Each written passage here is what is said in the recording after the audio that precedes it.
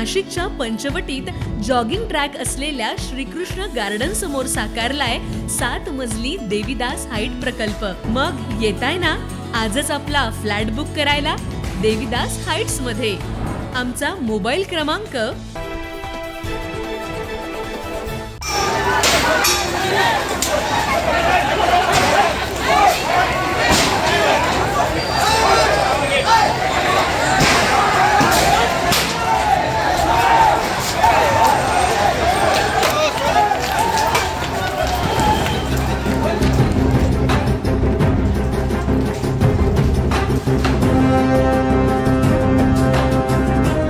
नाशिक जिल्ह्यातील कळवण तालुक्यात आज सकाळी तणावाची परिस्थिती निर्माण झाली। कळवण पोलीस ठाण्यासमोर आदिवासी बांधवांनी शेतमजूर विठोबा गजानन पवार यांच्या अपहरण आणि खुनाच्या संशयितांवर तात्काळ गुन्हे दाखल करावे या मागणीसाठी ठिय्या आंदोलन सुरू केलं। मात्र आंदोलक आणि पोलिसांमध्ये वाद झाल्यानंतर वातावरण तापलं आणि पाहता पाहता जमाव संतप्त झाला।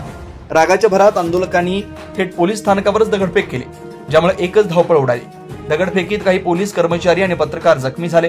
पोलीस वाहनांच्या काचा देखील फोडण्यात आल्या। या अचानक झालेल्या प्रकारामुळे काही काळ परिसरात प्रचंड तणावाचं वातावरण निर्माण झालं होतं। घटनेनंतर वरिष्ठ अधिकाऱ्यांनी घटनास्थळी धाव घेऊन परिस्थिती नियंत्रणात आणली। दरम्यान पोलिसांनी शेतमजूर विठोबा पवार यांच्या अपहरण व खुनाच्या संशयाविरुद्ध गुन्हा दाखल करून तपासाला सुरुवात केली।